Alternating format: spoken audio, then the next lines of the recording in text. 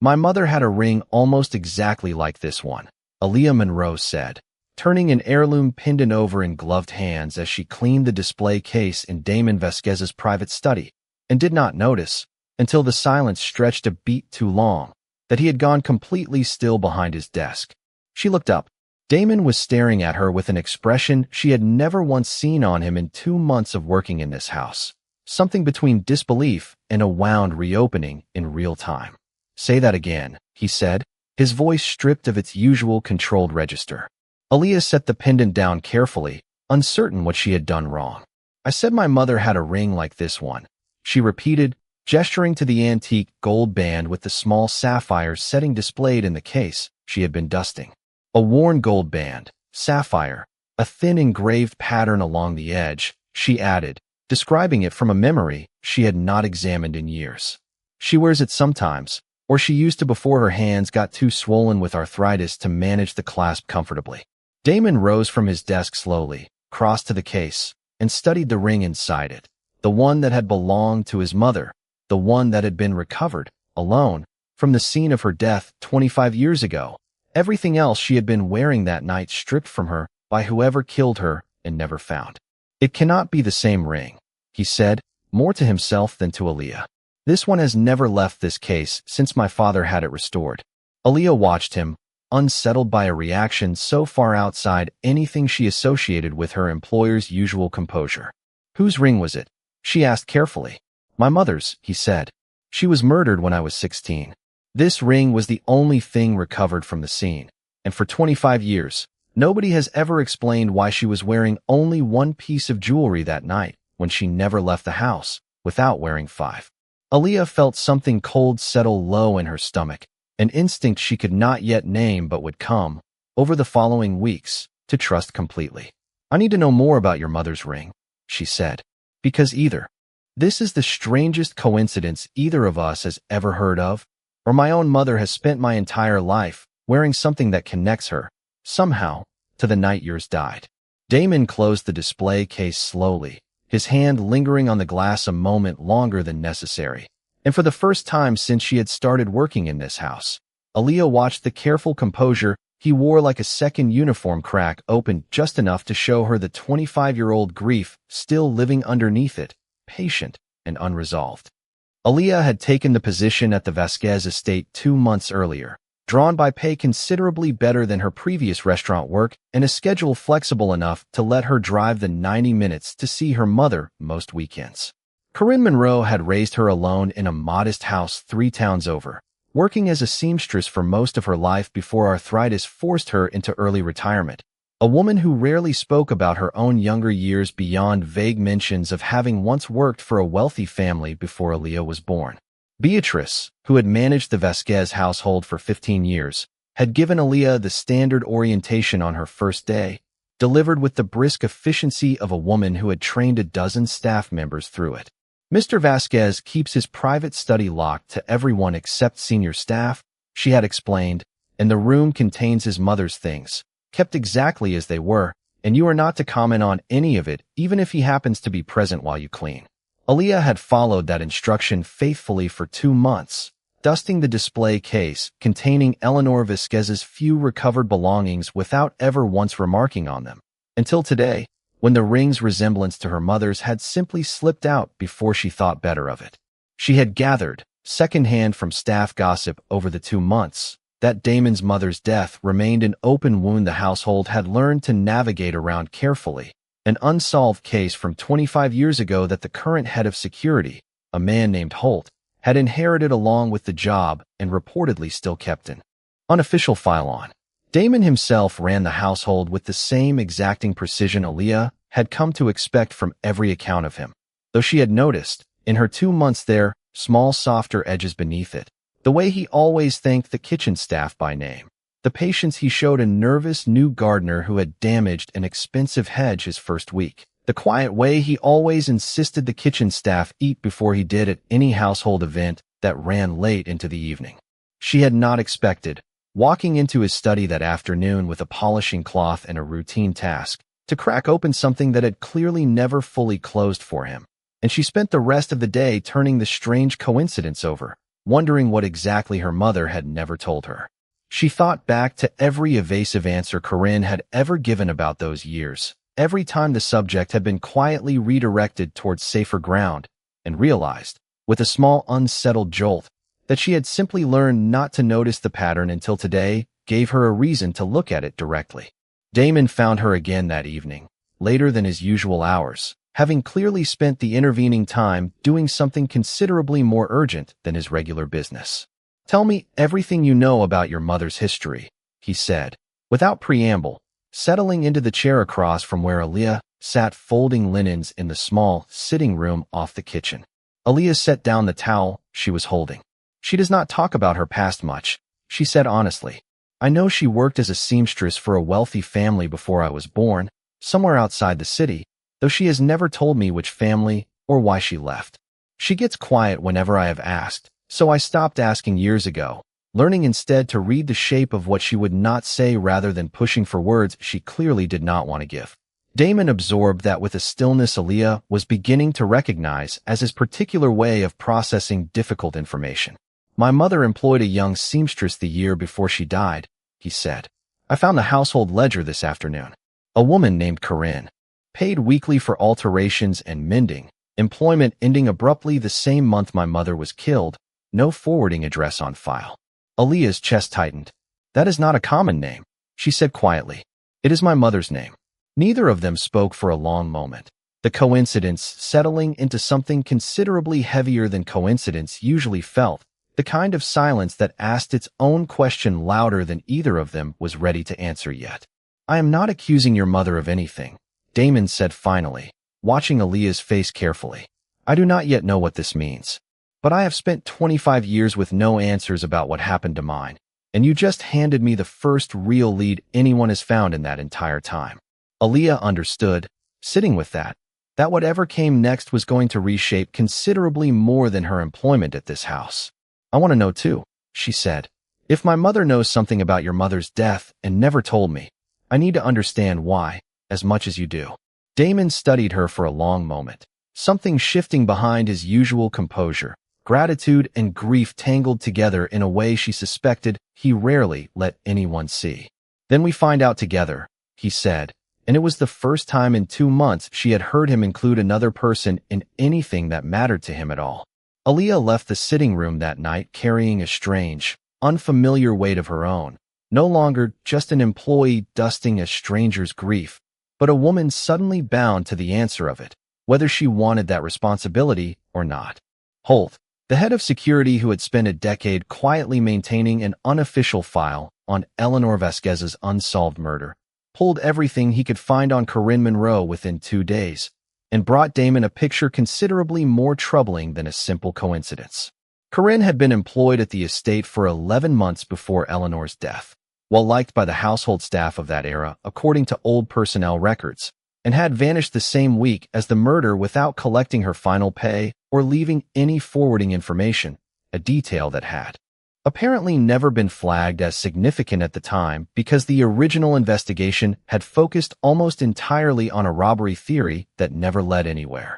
"She was never interviewed as a witness," Holt said, laying old documents across Damon's desk, "which means either she left town coincidentally the same week your mother died, or she left because she saw something and was afraid to be connected to it."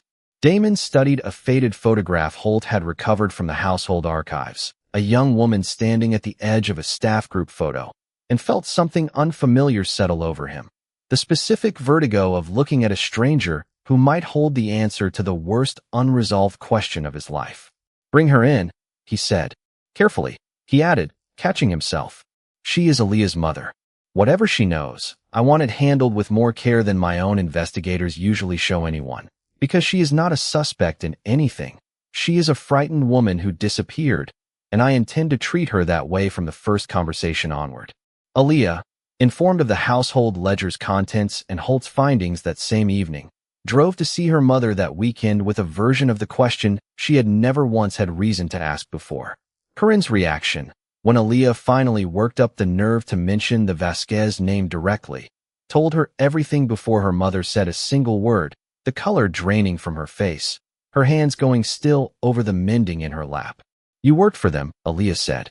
Corinne did not answer immediately, and in the length of that silence, Aaliyah understood that her mother had been carrying something considerably heavier than a simple employment history for 25 years, something she had never once found the words to explain to her own daughter. Mom, Aaliyah said again, gently this time, kneeling in front of the chair where Corinne had gone rigid. I am not leaving this kitchen until you tell me what happened, because I have spent my whole life sensing there was a door in this house you never let me open, and I think I am finally standing in front of it. Corinne told her the truth in pieces, the way people tell things they have spent decades not saying out loud. She had seen Eleanor Vasquez the night she died, in the garden, arguing quietly with a man Corinne recognized as Eleanor's brother-in-law, a man named Victor who had managed the family's finances before Damon's father had taken full control.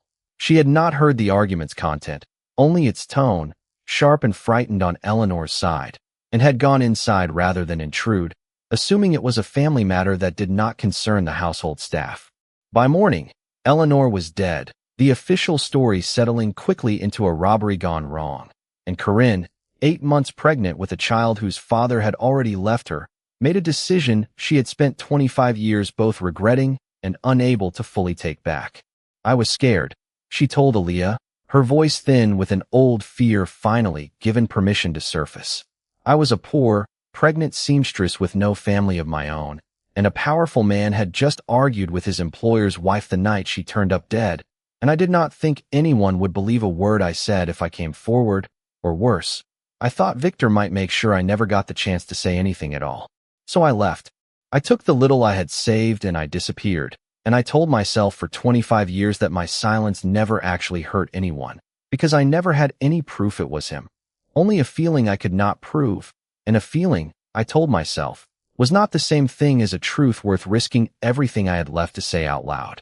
Aaliyah sat with her mother's confession, understanding, finally, the shape of the guarded silence that had defined so much of her childhood. You have to tell Damon, she said gently, not because you owe him anything, but because he has spent 25 years with no answers at all, and you might be the only person alive who can give him one. Corinne's hands trembled around the mending she had set aside. And if Victor is still out there, still protecting whatever happened that night, she said, what happens to us then?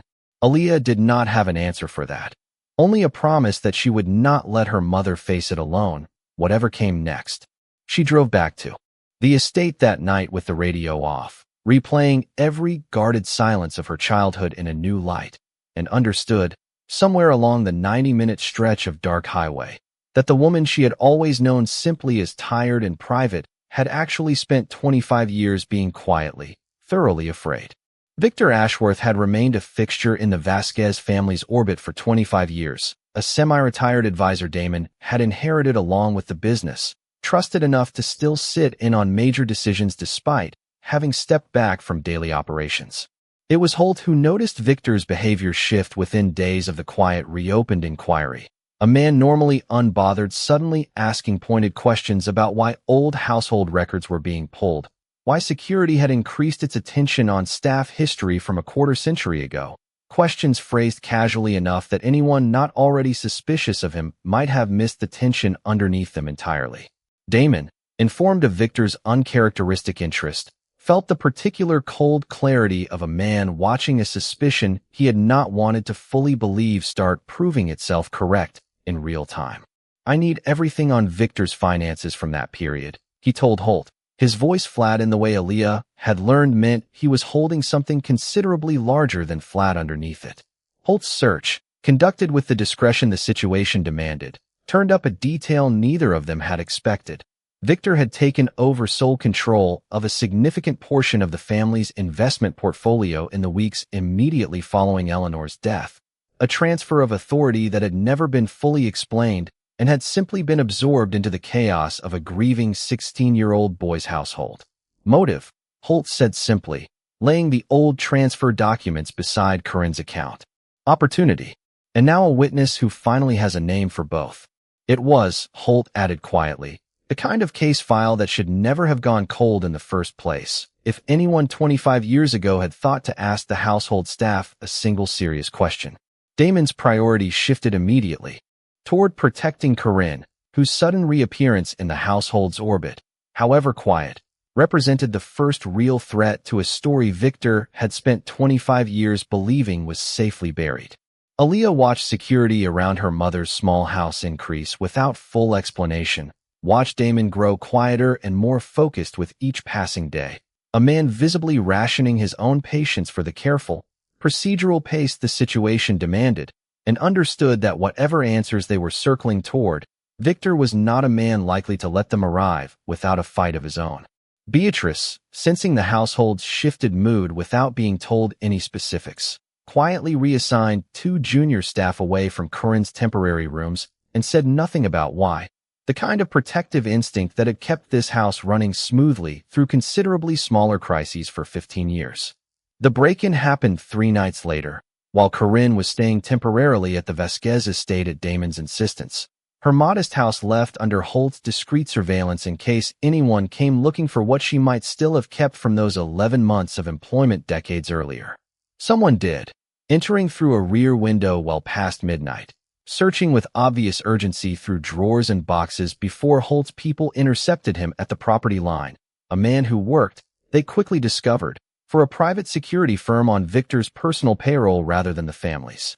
He was not carrying identification, and he was not talking, but the connection to Victor was clear enough that Damon no longer had any reasonable doubt left to hold on to.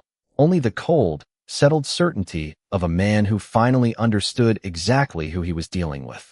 Aaliyah found Corinne shaking in the estate's kitchen when the news reached them, a cup of tea gone cold and untouched in front of her, less from fear of the break-in itself than from the confirmation that her instinct 25 years ago had been correct all along, that Victor really had been capable of exactly what she always suspected.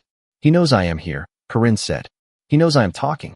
Damon, arriving in the kitchen mid-conversation, crouched to meet Corinne's eyes directly rather than looming over her the way his usual bearing might have suggested.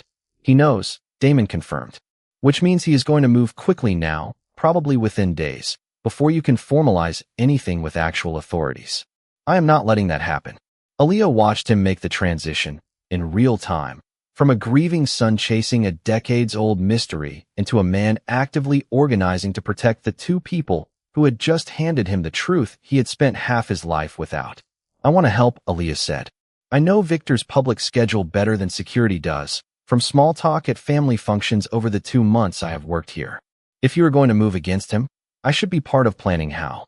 Damon studied her for a long moment, weighing, she suspected, every protective instinct against the plain fact that she was right, and finally nodded once, pulling her into the planning rather than keeping her carefully at its edge.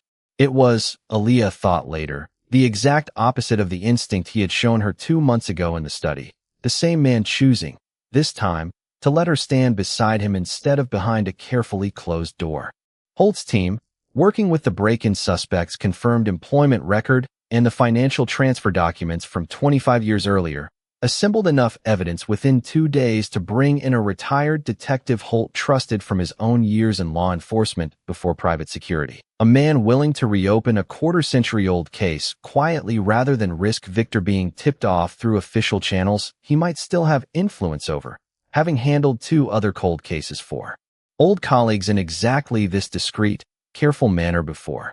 Damon confronted Victor directly at the estate 2 evenings later, timed deliberately to coincide with the detective's discreet arrival, Aaliyah standing beside Corinne in the doorway, while Holt positioned 2 men at the room's only other exit, the whole household quieter than usual, as though the estate itself understood something significant was finally about to be settled. Victor's composure lasted exactly as long as it took him to see the documents laid across the desk, the same slow unraveling of a man watching a carefully maintained lie finally meet its expiration date. "This is absurd," Victor started, and Damon cut him off without raising his voice, the documents doing more work than volume ever could. "Corinne saw you arguing with my mother the night she died. You took control of a significant portion of the family's money within weeks of her death, a transfer that was never properly explained to anyone. And 3 nights ago, a man on your personal payroll broke into her house looking for whatever she might have kept from that time." Victor's eyes moved to Corinne in the doorway, 25 years of careful denial finally meeting the one witness who had outlasted his certainty that she never would. The detective read Victor his rights without theater, without violence. The confrontation ending not in a dramatic standoff, but in the quiet, procedural work of an old case finally being handled the way it always should have been. As Victor was let out, Damon turned to Corinne, 25 years of unanswered grief settling into something that finally, for the first time, had a real shape to it. "Thank you," he said simply, "for finally being brave enough to say it, even 25 years late." Corinne, still shaking slightly, nodded and reached for Aaliyah's hand, both of them understanding that whatever came next for Victor was now, at last, someone else's responsibility to determine. Holt, watching from the doorway as the room slowly exhaled, allowed himself a rare moment of quiet satisfaction. A decade of maintaining an unofficial file finally closed the right way instead of simply gathering dust in a drawer no one expected to open again. Victor's arrest, once formally processed, reopened the case with an urgency the original investigation had never carried. Corinne's corroborated testimony giving detectives enough to pursue the financial trail that had sat untouched for 25 years. Damon did not attend every hearing that followed, choosing instead, on his lawyer's advice and his own quiet preference, to let the process work without his presence looming over it, though he made sure Corinne had a lawyer of her own, one who specialized in protecting witnesses who came forward decades after the fact rather than being punished for their long silence. Corinne, once the immediate danger passed, returned to her own home with a level of peace Aaliyah had never once seen in her mother during her entire life spent watching her carry an unexplained weight. "I did not think I would ever get to put it down," Corinne told her one evening, working through a piece of mending with hands considerably steadier than they had been in weeks. "I am glad it was finally you who helped me find a way to." Damon, for his part, had the ring from the display case properly authenticated and returned to Corinne, along with a formal, quiet acknowledgement of her decades of unpaid final wages, a gesture Corinne initially tried to refuse before Aaliyah convinced her to accept it as closure rather than charity. Aaliyah and Damon's own relationship had shifted over the weeks the investigation unfolded, from careful employer and staff into something built on considerably sturdier ground than either of them had expected 2 months earlier, tested by exactly the kind of pressure that tended to reveal whether a connection was real or merely convenient. 3 months after the afternoon she had first mentioned her mother's ring while dusting his study, Damon met her there again, though this time he held a small velvet box rather than an old ledger. "It is not my mother's ring," he said, before she could ask. "I thought you had enough of those in your life already. It is only mine, chosen for exactly one reason, and the reason is you." Aaliyah looked at him, at the ring, at the study that had once held nothing but grief, and now held considerably more, and understood that some coincidences were never really coincidences at all, only the world's slow, patient way of finally settling an old debt. Outside the study window, the estate's garden had bloomed fully into early summer. The same garden where a frightened young seamstress had once seen something she could not unsee, now simply a quiet, ordinary place where two people stood learning, together, how to build something neither grief nor fear had ever managed to take from either of them.